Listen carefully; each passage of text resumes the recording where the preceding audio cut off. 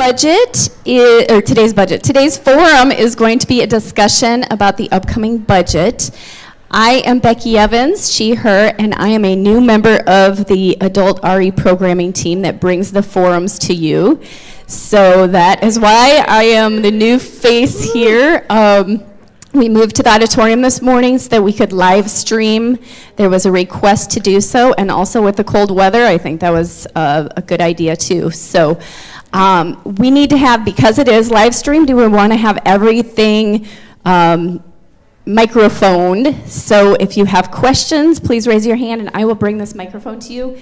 Please rest it on your chin as you talk. If it is too far away, no one will hear anything, and if you get saliva on it, no one's gonna like that either. So just rest it on your chin, and then everyone should be able to hear okay. So I will turn it over to Natalie, who is our board president, and we have other board members present as well, and we'll go through the budgets. Thank you for coming.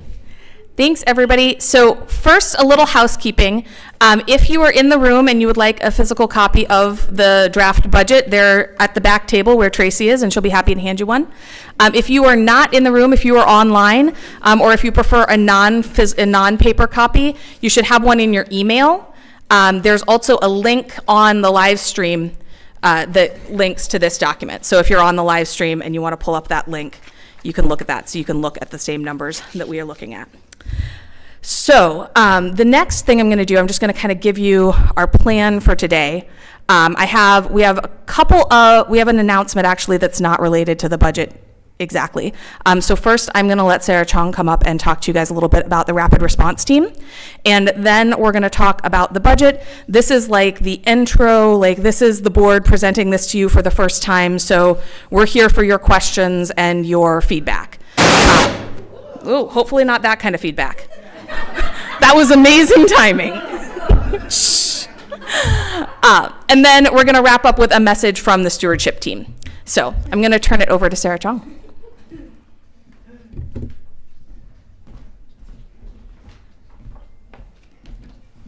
Hello, my name is Sarah Chong. My pronouns are she or they. And as we are talking about resistance and resisting in love, some of you may or may not know that there is a team that the social justice support leadership has gotten together to kind of try to create a phone tree, a quick messaging system, a variety of ideas of how we may respond to whatever may arise in the community in a quick manner, and what we might want to do if those things were to arise. This is, it's really open to anyone. This is not a committee. It is not a long-term commitment. It is a, hey, there's a meeting tonight, which there is, 6 p.m., Griffin Hall, meeting tonight to discuss what might we do if various things arise. If you are feeling like you got to do something, I encourage you to come tonight, and we're just all going to talk about it.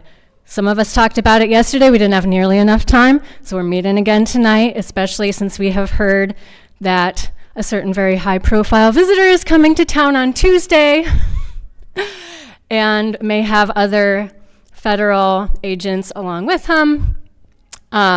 So we are going to discuss things tonight, and there will be other, hopefully not quite as ad hoc meetings, but urgent responses that you might wish to get involved in. I will be at the back table after the forum if anyone wants to ask questions about it or just get more information about what this does and doesn't entail, etc. Thank you. Sarah? Yes?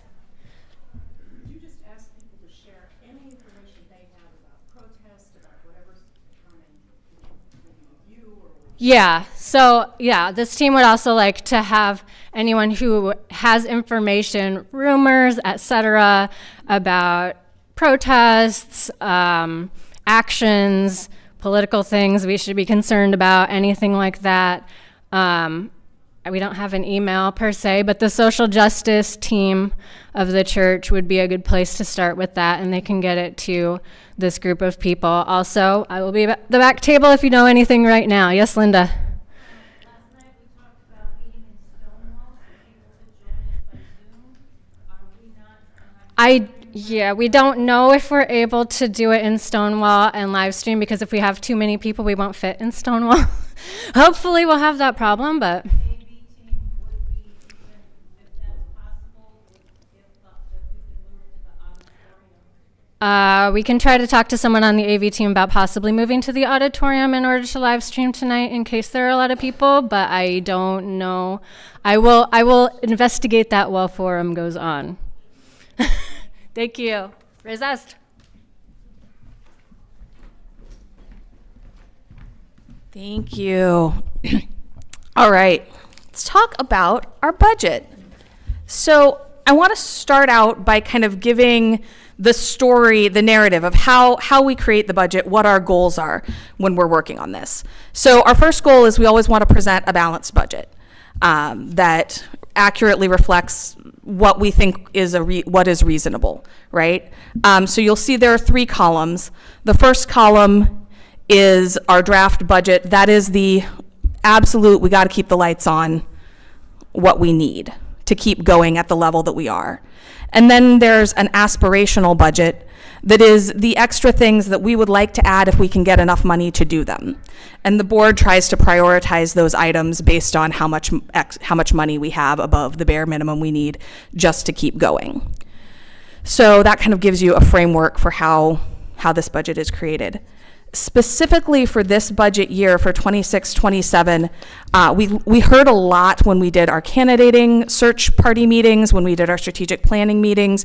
We heard a lot about wanting to grow some of our youth and family programming and grow our presence in the community, in the wider community. So a couple of things that we focused on for this budget were how I really should clarify that Steve and Tracy, when the executive was creating their first asks for this budget, they really focused on how can they support those goals that the board and that the congregation have expressed in a fiscally, financially responsible way, because you need more staffing, basically, in order to grow your youth and family programs. You need a faith formation coordinator. In order to have better communication and be more of a presence in the wider community, you need to have you need to have support for communication. So they really looked at how can we do that in a way that our church is ready for right now. We don't want to, get too big too fast. So we talked a lot about a slower model of growing those roles. We also talked about some things that we don't necessarily need anymore. We don't need as many office support hours post-pandemic because we're not doing everything online all of the time. We need them in a different place. We need more communications. We need someone on site on Sunday mornings to do faith formation, rather than having those hours be during the week. So if you look at I'm going to start with our compensation and benefits line. Really, there is a change there from where we ended up last year, but what we're looking at, it's not entirely adding new staffing hours. We've changed some of the staffing hours, but also adding into our existing communications position and adding a faith formation coordinator, expanding those hours. So those priorities were based on the idea that the feedback we got from the congregation, that those are areas that you want to grow. So, does anyone on the board want to say anything else about our philosophy or our hopes and dreams when creating this budget? Nope. Okay, excellent. Then I'm going to open it up for questions from you guys. Questions, thoughts, feelings, feedback. Now is your moment. Scott, I'm going to have Becky bring you the mic.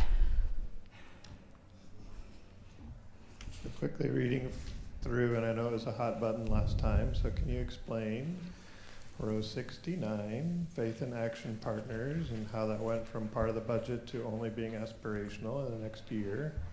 And maybe related, the social justice program separate line on 74. Yeah, okay. So as part of the draft budget is literally keeping things going as we are now. So any group that asked for an increase in budget, that was put into the aspirational line. So that's for the social justice programs. They have they're in the regular budget is the same budget that they had last year, and then the increase that they asked for was in the aspirational. For Faith and Action Partners, we moved that payout to the aspirational line because we have a different stream of giving now for our Faith and Action Partners, where we can actually track how much is being given from First Unitarian. And we've also done a couple of services where we are committing the entire basket to them. So based on our current this year amounts, they're actually getting more from the congregation through those streams of giving rather than us having it as a line item in the budget. So we're not saying we're not going to give money to the Faith and Action Partners. We're just doing it differently, and it's not going to be a line item in the budget. Courtney. So are you saying that if we individually are donating to some of the partners that we have, we should be letting you know that? No, so if you are going on the church website or using like the QR code that's in the order of service, or if you're using one of the envelopes at the back that says Faith and Action Partners on it, then that's how we're tracking it. If you go to the website for Riva, and I've not been to their website, so I don't know if they actually have this, but if you go on there and make a donation like on their website, that would not be, we're not able to track that. And previously that was essentially how we had our donations to the Faith and Action groups set up. So if we just send it in that envelope, so we do a lot of ours as qualified charitable distributions because we're old enough to have that. So how would we ensure that the congregation gets credit? Send a note to the bookkeeper. Send a note to Sally, huh? Yes. All right. Can send it, that. wait, Tracy has something to say. I think Tracy has a better process. Okay, if you're doing a qualified distribution and you want it to go directly to the Faith and Action Partners, you need to send it to the church. So make the check out to the church and then notify me or put a memo on that distribution to say this is going to Faith and Action Partners.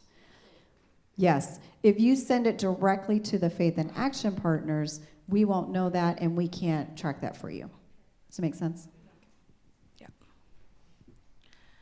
All right. Any other questions?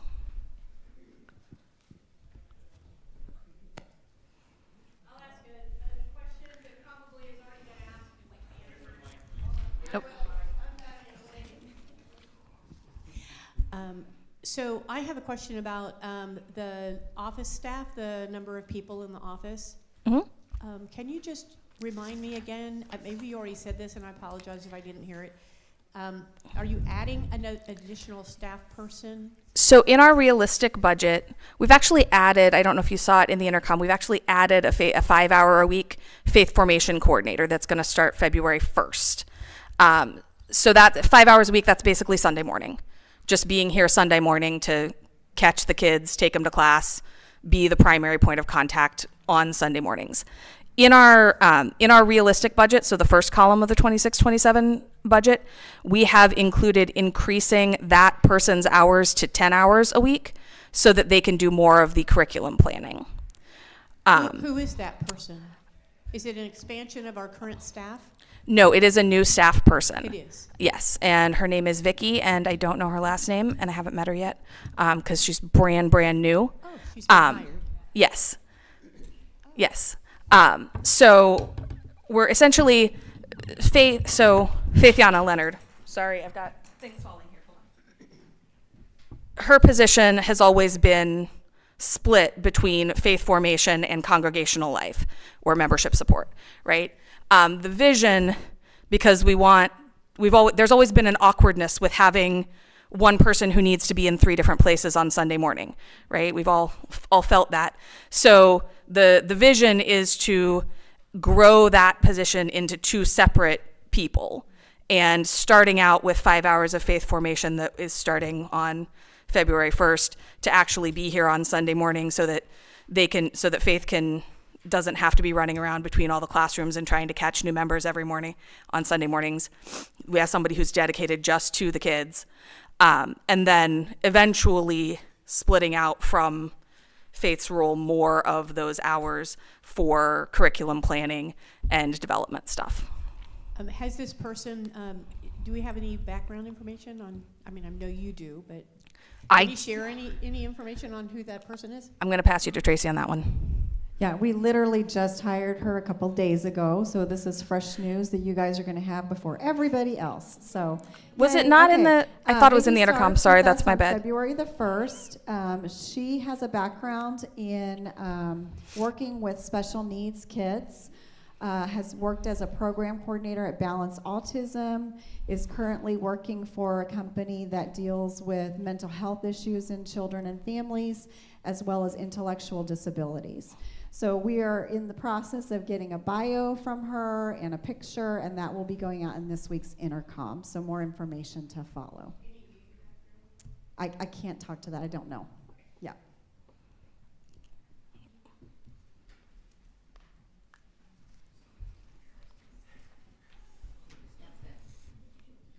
I want to point out that this move also involves us putting more hours into congregational life and to support of new members.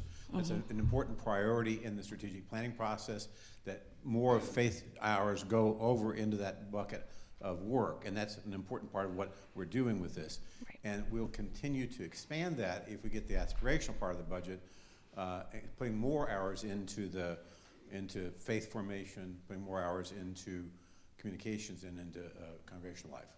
Right. Yep. So for the realistic budget, it is giving 10 hours to the faith formation coordinator, 20 hours to the office manager, 20 hours to the communications coordinator. And then Faith's hours would stay the same, but because she'll be able to devote more of her time to the congregational life side of her work. No, yeah, 10, I said additional hours in the sense that the faith formation currently is at 5 hours, so we'd be getting them to 10. In the realistic budget, it's moving them from 5 to 10, and our communications, I think right now is at 10 and is moving to 20 in the realistic budget.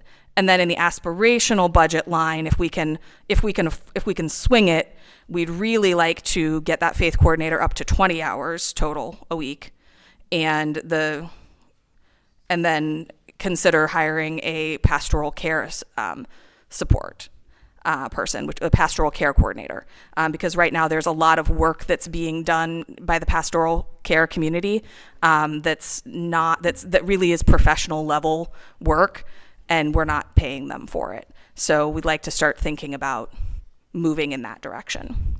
You also talked about hands hours. So the office support hours are going to be reduced, and I don't know which bucket that's coming from. I thought you said office manager, you were increasing. No. Communications coordinator is going to go from 10 to 20. It might be helpful in future communications just to lay out for those of us who don't have the staff and memorize For people on Zoom. Yeah, just for future communications, like if you could start with like what you have versus and then what you're changing, because I don't think all of us know what we have now. You know what I mean? And so I think a lot of these questions are just like clarifying. They're not like criticisms. They're just like, what do we have for office manager? What do we get? You know? Lori, I expect everyone in this church to know everything about everything. Yeah. Come on. I mostly Get don't it like to think together. those questions, but like my questions are not meant as criticisms. They're more like, what is an OCC and what is a PCC and what do we have now? And what That's do we, fair. We get you know, it could be clearer for those of us who aren't knowledgeable about the staffing, what these different abbreviations stand for and how it's changing. In a positive way. All positive and sunshine. Appreciate. Yeah, thank you. I appreciate that feedback, Lori. I would like that as well. We recently just touched on a pastoral care staff person as well, and Natalie, you did just mention that is a direction we're looking to moving into. Is that something that the budget reflects right now, that in the aspirational we would hope to hire a pastoral care person? Yeah, I was just wondering how that's developed. It's in the aspirational budget. I think honestly it's probably a big ask for this year. but I think it's a direction that we need to start thinking about going. We haven't put a lot of emphasis on pastoral care in the past in our community. We've let it be lay-led, and it's been amazing. This is like not in any way to criticize our pastoral care team. They're phenomenal, but the work that they're doing is a professional level work. It's not Reverend Steve has way better words for this, guys, so I apologize. But essentially, there's a lot of really, really difficult and important work happening at the lay level with the pastoral care. And really, the idea is we need to start thinking about that being coming back under the executive leadership a little bit more. And so having a coordinator that is being paid for that work is kind of one of the ways that we can do that. So.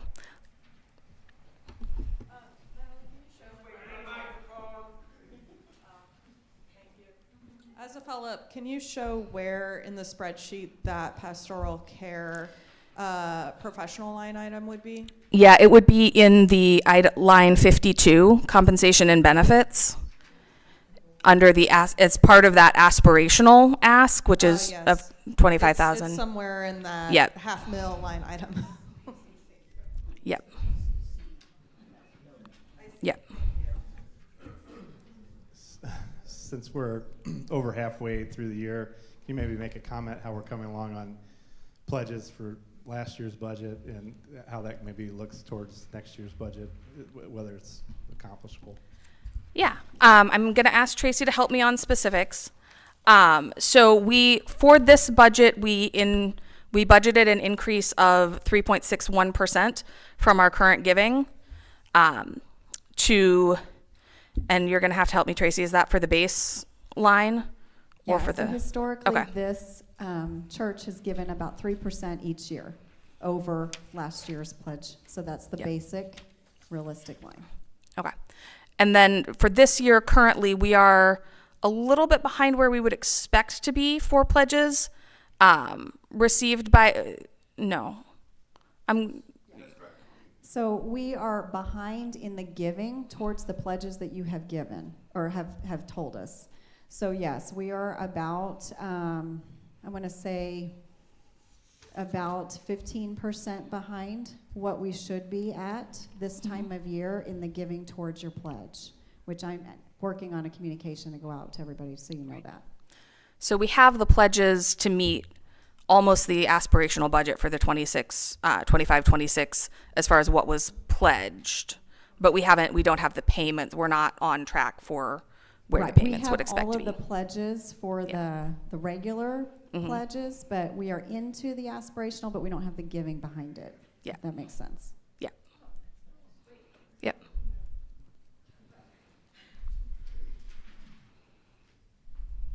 I think that's an important point that I would like clarity. So it sounds like we are on target or above target for meeting our regular line budget, but we are behind perhaps around 15% for meeting the aspirational budget for the current year. Or am I misunderstanding? We're 15% behind in regular giving. In the actual regular giving for what would have met our regular budget. Right. So people pledged, but normally by this time in the year, we would have collected more pledges than we have right now. Right. So on this paper, there's 3 columns for the current year, right? The one on the left. And so we're 15% behind for giving to meet that target. Yeah. So your pledges are above your basic. So you're into your aspirational for this pledge year, but you're not wholly. Like you haven't come up with the entire aspirational budget. So let's say you're about 25% into that aspirational budget. So I don't break all that out. I have a one number, and then I look at the giving or the operating income coming in, and that's where you're behind. So you're saying you're going to give all this stuff, but we're behind in actually doing it, if that makes sense. Right.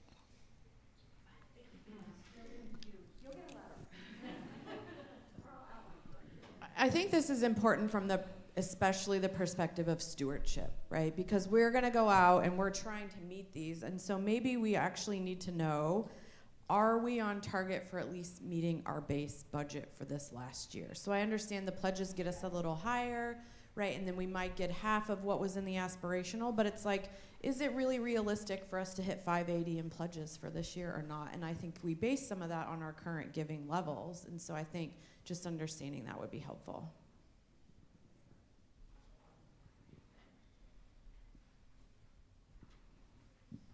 So let me see if my math is mathing. So I'm going to round out.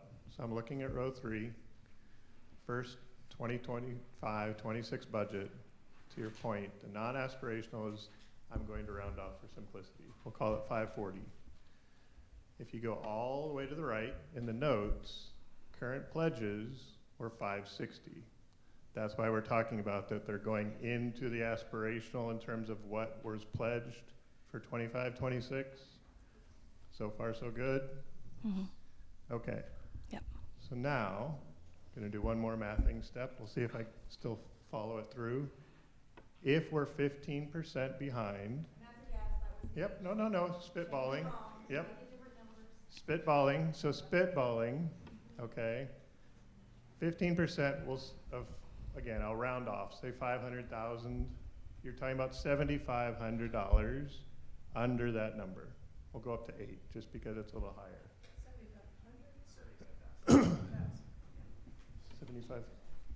75,000 is what we're behind? So yeah, so to your point, right? Yes. That's too high. We're running about $40,000 below where we would have expected to be. At this part in the year. It's about $30,000. I'm not sure. Some of this is that Vegas, when you take the measure. Because it's point in the year.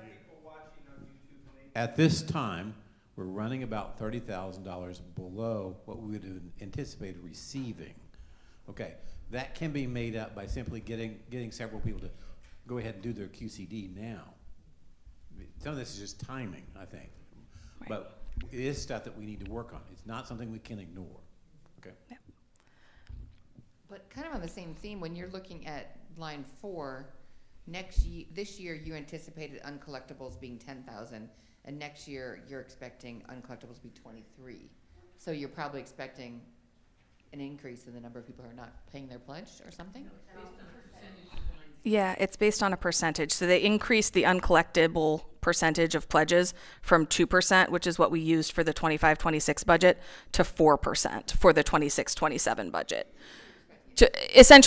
Because when we make the budget, we assume that some of the money that people pledge is not actually going to be received for whatever reason.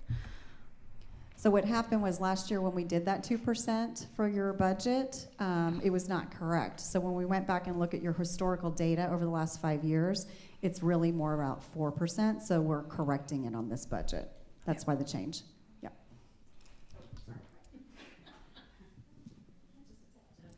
One more attempt to clarify something. The 15% behind on collections is based on, here's the question, either the first column of about $527,000 or the $570,000 in the third column. Which one of those is that 15% based on? I don't.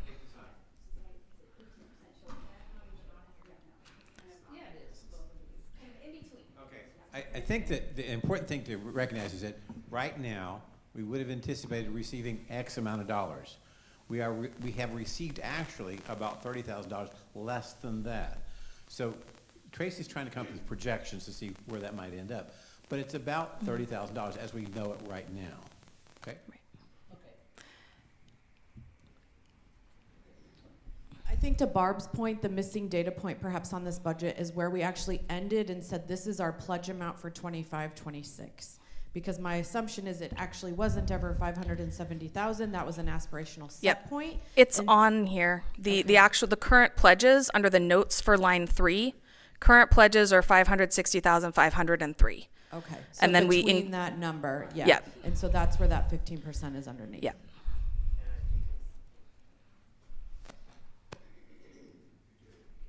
We've gone pretty far into the finance side of collecting the pledges. The reason that number, Crystal, is a little bit of a moving target is as we have new members join and they pledge towards the current year, those get added to this number. This is a snapshot in time when we print it. I do think we're missing the point a little bit. It's really helpful to have the background on 2% to 4% being adjusted for uncollectible based on history. That makes a lot of sense, and I'm glad we made that adjustment. The moving target all the way over on the right column in the notes, current pledges at 560 versus what was originally 538 with an aspirational of 43 to add to that. I think that probably jives from everybody's perspective. As far as actual collections, remember these pledge drives from the stewardship perspective, all we're looking for is a number. We're not collecting checks, we're not collecting payments as a pledge drive. We are just collecting a number from each member as to what they anticipate they will pledge over the next fiscal year. They might fulfill that pledge on the last day of the fiscal year. They might fulfill it on the first. They might do it weekly. They might do it bi-weekly. They might do it monthly. So as far as being ahead or behind in our collections from an AP/AR perspective, I would argue the only thing that's relevant to this room is whether this year is dramatically different than previous years. That might be an indication that we're not going to collect what we think we're going to collect. As far as what's happening in the office with Sally, who's not here, keeping up with it, with Tracy, we're way into the sausage making here, and it's probably not very relevant for the conversation. I do think what's relevant is we've taken that 560, third row down, all the way on the right, where we are right now, snapshot as of the time this was put in the spreadsheet and printed. We've added 3%. That's a historical number. So history would suggest First Unitarian, based on their star stewardship team, will collect roughly 3.5% more than the previous year. I think the point that I would like to make is this year is a little bit different than the last, let's say, 5 years.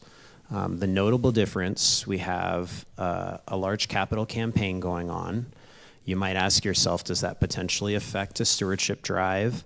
I don't want to debate that today, and I'm not bringing it up for debate. I'm just acknowledging that a capital campaign might have an effect, but it also might add some enthusiasm about being generous to the church, right? People like to invest in things that they believe are on the up and up, right? They don't want to be throwing their money at something that's likely going away. And a capital campaign is usually a pretty good indication that we're investing long term.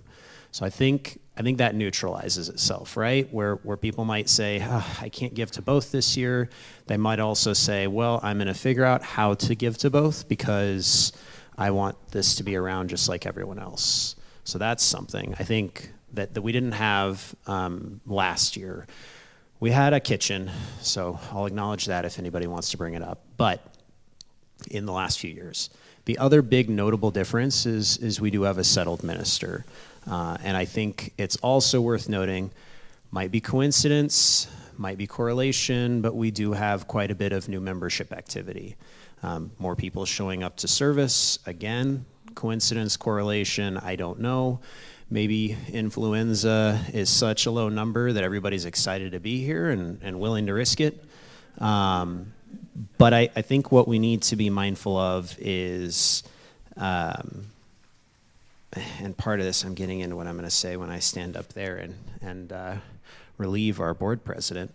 As a closer, I think what we need to think about is how this year might feel a little bit different to the folks that we're canvassing from a stewardship perspective.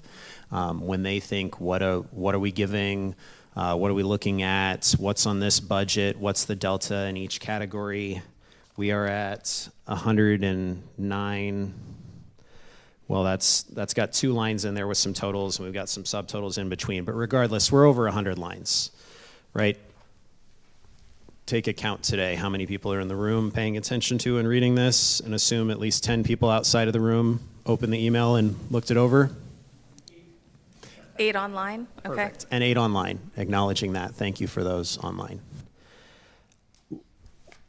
What are we looking at here, historical-wise, that might affect what we think is going to happen. What are we looking at here as internal, external factors, such as having a settled minister, such as having some other things happening at the church that are driving attention, engagement, enthusiasm, and I think that's the relevant conversation right now, more so than whether or not we're caught up on collections. I know collections sounds bad when we think of it as church, but it's been my focus at work for the last week, so I'm pretty worn out on it. Yep. Good point, Adrian. And this, so really, this budget reflects some of the things that Adrian was talking about. Like, we've got a capital campaign in swing. We've got a settled minister. We have had listening sessions with the broader church community to find out what you guys really want to drive forward. And this budget reflects that, some of that, especially as we look at the aspirational budget, right? Like our hopes for the future, where we can grow. So the base budget includes a little bit of growing, because we heard that we're going to need more staff support. If we want to keep faith formation growing, we need more staff support for that. If we want to have more communication with the broader community, like, we need more staff support from that. And then the aspirational budget really reflects where we can grow even more, and where we can grow in our existing programs, as far as our social justice programs, as far as our established social justice groups and things like that. So yeah, what we're looking for today is really your feedback on, like, do you agree that these areas of growth are what we should be looking towards? And if there's anything on here that jumps out at you as very glaring. Lori. So I think this is lovely, and this is fabulous, and I love it. I want to highlight one thing. I love seeing the 5,000 whatever for OWL. I think that's amazing. I love seeing us putting money into the youth programming, and I just want to commend you for that. And I think I get the logic. I think that there's some building line items that have been decreased, and I'm assuming that's because we're doing the capital campaign. So I get the logic, but I guess I would encourage you to think about, like, putting those back in to the standard, because, like, if Megan Klee was here and maybe she's online, like, I think that we have to have a standard, whatever that number is, and we don't ever waver from that, because I think that's how we get into the trouble we get into with the building, is that we don't have that sustained in the budget every year, the money Al needs to keep things going. And so while I understand why it's gone down, but it went down. It just, no. There are two lines that went down, according to my math. Line number 35 went down, 36 went down. I understand absolutely why, but just the whole culture of maintaining that fund so we don't get into the place where we're so far behind in building maintenance that we need to have a capital campaign. Anyway, I get the logic, but I would encourage you to put it back to the baseline. So some of that, and I think, Tracy, help me out. Did we actually split out the woods into a separate line item? Because for grounds maintenance, that was one that we specifically wanted to clarify. In our originally, that budget was for, like, everything for the grounds, but really it should be kind of two line items. One, which is the maintenance of, like, the church, the grounds right around the church, and then the woods is kind of a separate item.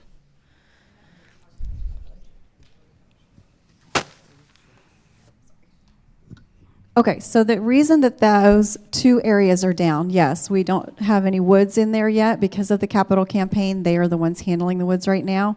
And again, this is an operating income or operating statement.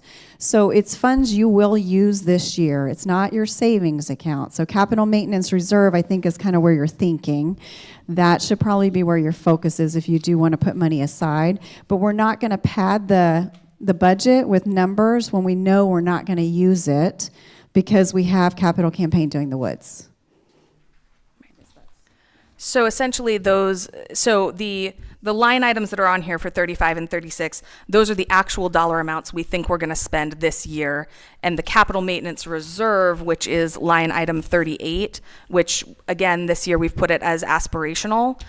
We put it into the aspirational column because we're not going to spend any of that money this year. With the capital campaign going on, it's unlikely we would need to tap that. But And we also don't want to set a limit on it, right? Because if we can get up to 23,000, that's amazing. I think the last report we got from the board was we're getting like we're at like 16 or 17,000 that we're going to discuss and determine if we're ready to put that in the capital reserve, or if we want to wait a little longer and make sure we're caught up on our pledge payments. We'll announce when we make a final decision on how much we can put in the capital reserve for the 25-26 budget. But that's because it's not an actual, like, we're going to spend it this year amount. We've put it into the aspirational column, so that really that realistic budget just reflects our true operational budget. One of the first things that the board does at our meeting after the annual meeting, I think we did it in July this year, is we look at our actual pledge amounts and we look at our approved budget, and we prioritize the things that were in the aspirational column and decide what order we're going to pay them out in and when we think it makes sense to pay them out. And Tracy and Sally give us a report every month on, like, we think you can pay out this, or we think you can pay out that. So we have it's not that it's been forgotten or that we're neglecting it, it's just that it's not truly an operational cost.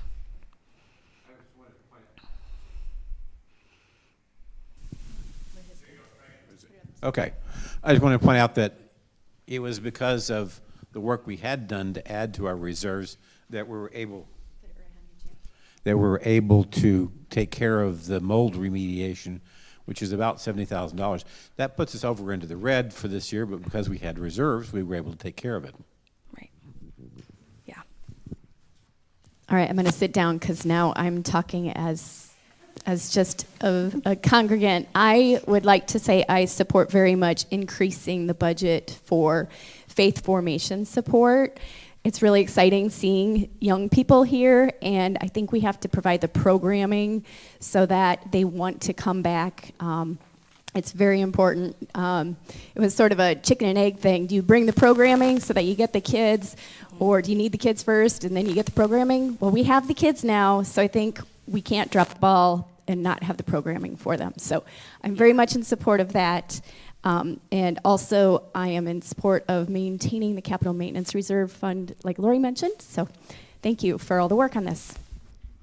Thank you. And I agree that like growing faith formation is a chicken and egg problem. Like, how do you know when you need to level up and when you need more support? And if you have questions about it, Reverend Steve has a plan that includes how we're growing that role and shifting faith's focus into congregational life, and as we bring in a new faith formation coordinator, with kind of the touch points and the guidelines of, okay, when we get to this point, we really need to start thinking about pulling another lever. So it has been thought out, and this budget reflects kind of the stage one of where we think, where we are right now, in the realistic budget of, like, if we need 10 hours a week for next year. And that, if we could get enough money to have 20 hours, we might not need 20 hours a week at the beginning of 2020, like in July of 2026, but we might need it by January. So it's kind of, that's why the additional hours are in the aspirational column. Okay, but thinking about the aspirational, that made me think about, like, second services. Is that in the budget anywhere? Because, like, really, like, can you speak to the idea of second services as it relates to the budget, or is that crazy? So we don't have a set plan of what second services are going to look like. Right, like I don't right now personally. I expect that Steve probably does in his head, but that's just because he seems like the kind of person who plans ahead. So that is not specifically reflected in this budget, but consider where staff hours have been increased on things like faith formation. If you're having 2 services, you might need more hours for your faith formation coordinator. Shifting more, letting the congregational life coordinator having more focus on membership and membership initiatives frees up more time to allow a second service, or for her to support at a second service. Things like that. Increasing our communications gives us more options as we move forward, to make sure that we're creating the content and all the things that go out on the website and stuff like that. If we add a second service, there'll be more of that.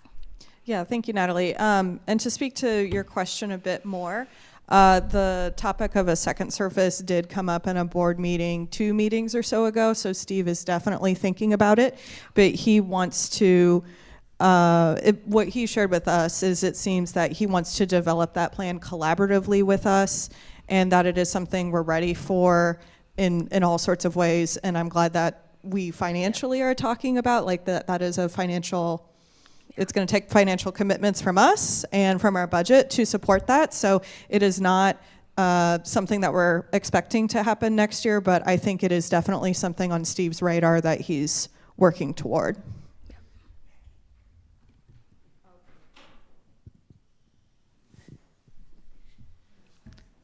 Bill wants the mic in the back of the room. Do you have a question, or is there a question online? Okay. Beautiful. The online question is, can someone explain why we do not have a depreciation account to set aside funds to replace things as needed? Yes, Sally can, and please reach out to Sally.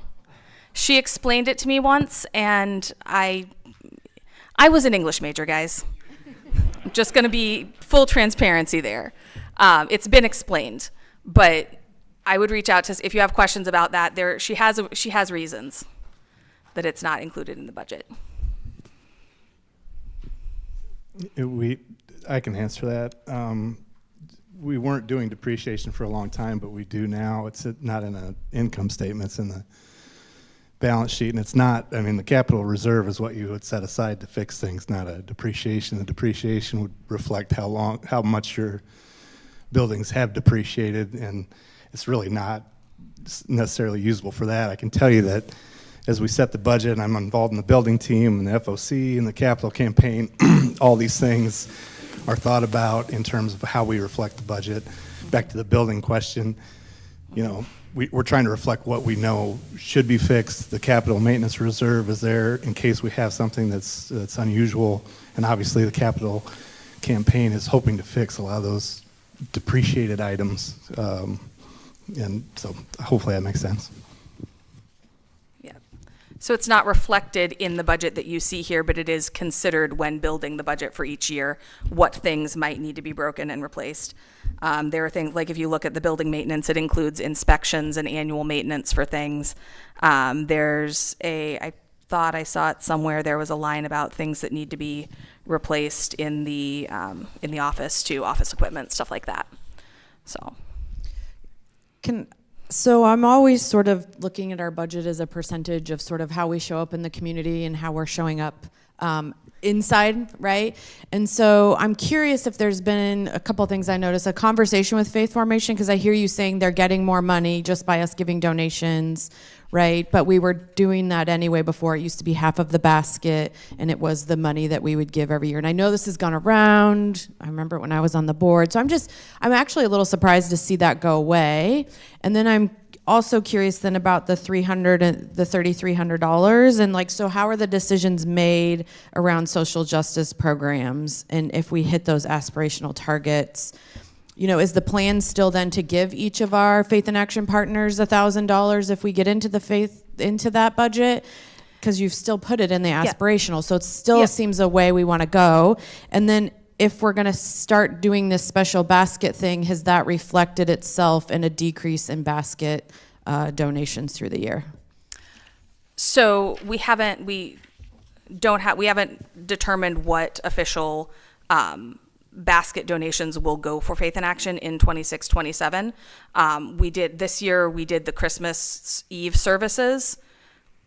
Baskets went directly to our Faith in Action partners for those 2 services, which are kind of not necessarily, they're outside the normal Sunday services anyway, so they're not when we look at, like, we take the total amount we got in basket and divide it by however many Sundays, they're not really included in that because they're not a traditional Sunday service. So as far as the Faith in Action, we are looking, we need to talk with those partners. We haven't determined what their ask is going to be for 26, 27.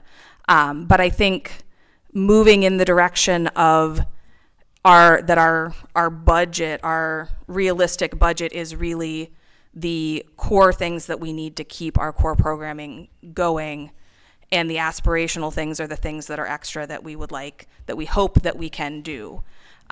We decided that for the Faith and Action Partners, it would be more, like I said, they're not losing a whole lot because we have better, I guess we don't know actually if we're giving them more money than we did last year, but we at least know how much we're giving them, and we have a clearer idea of what that is so that we can communicate with our Faith and Action Partners for next year, like this is what you can kind of expect.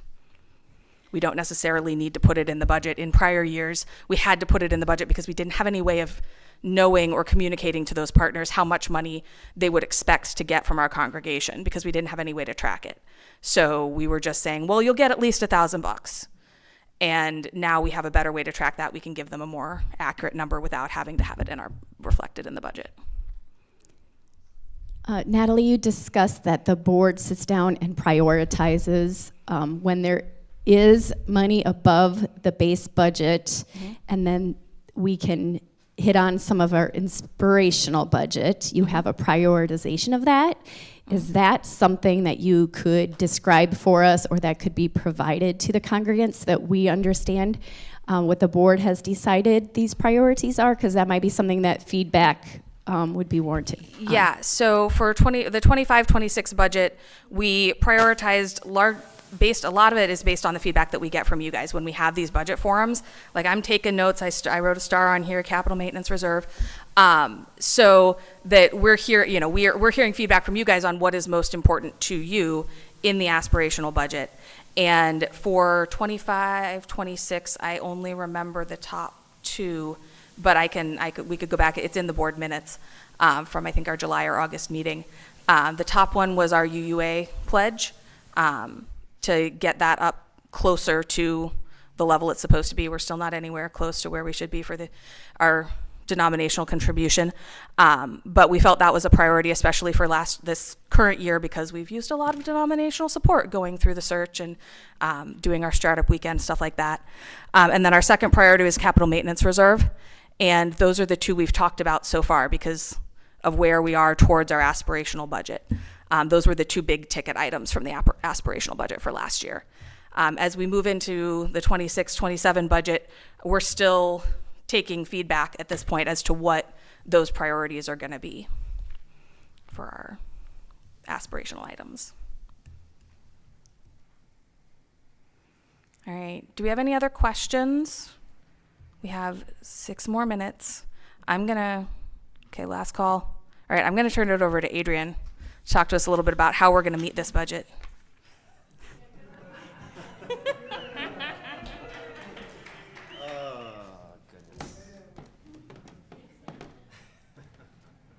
On that note, we're going to take a moment of silence. Moment is up.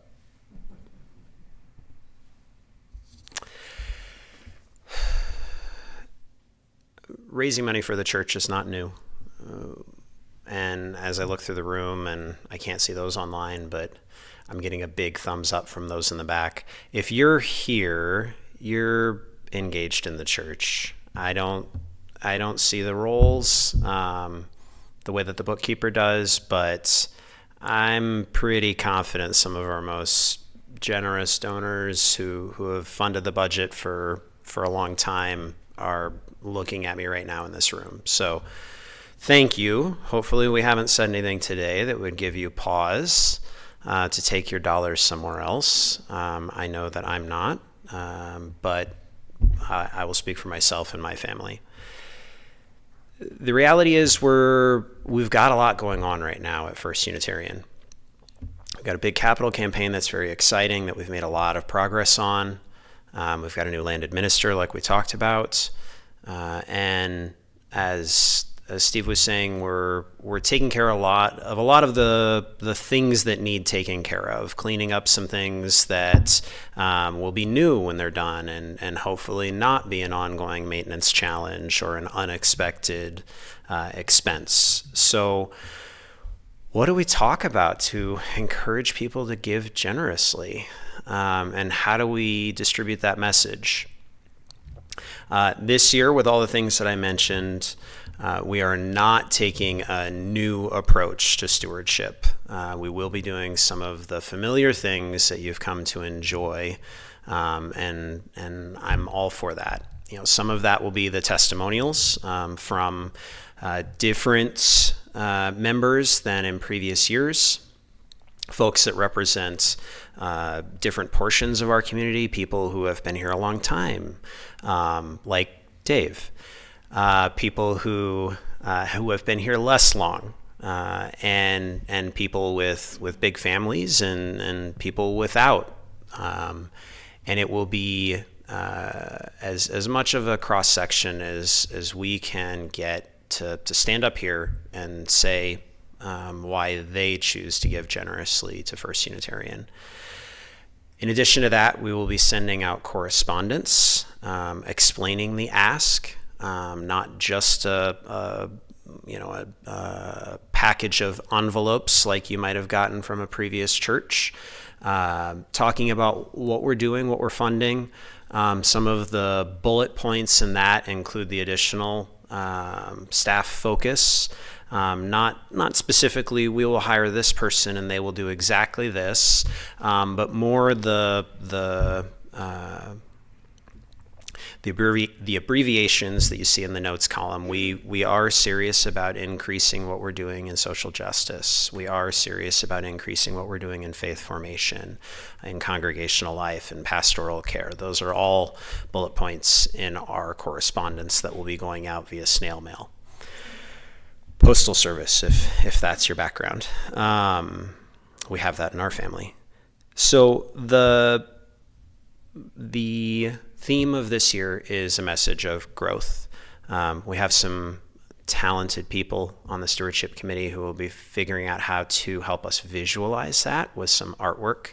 And I'm very appreciative of that. That's not my talent in any way whatsoever. I did some really great coloring this morning with the kids, though, and I want to say that it was as good as at least a couple of my kids. The message and the delivery should look very similar to previous years. We are going to challenge folks who are already giving generously to consider upping and increasing their pledges. We are going to challenge those who haven't considered an increase in the past to consider an increase this year. And we're going to remind them of the things that are going well with the church and the momentum that should feel as a member of the church. It's fun to be around for those growth phases. And, whether it's your favorite sports team, your favorite Broadway show that happens to put the Des Moines Civic Center on the calendar, or, your favorite season of the year, I think we can get people excited about what's happening here and hopefully turn that excitement into generosity. I hit all of my bullet points, and I've been told to talk less. So who has questions that I can answer before we adjourn? Are we there yet, Natalie? Oh, yeah, we are. Perfect. So if nobody has any questions. It's noon. It is noon. When is the stewardship dinner? That's a wonderful question that I don't have the answer to. It's on my calendar. Is it February 28th? Let me look. I think it might be February 28th. Is it? Yes. Are you sure? I'm sure. It is in my calendar. It's February 28th. It's February 28th. Yes. February 28th would be our meal here. And I'm looking in my other doc. Yes. Getting there. Dinner, Saturday, 2/28. Backup date, 1 week later. Well, almost 6 days later, Friday the 6th. But February 28th is the dates. Join us for dinner. The food is good. The entertainment's even shorter.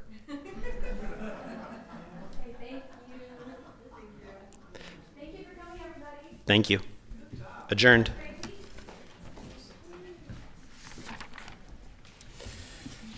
Yep.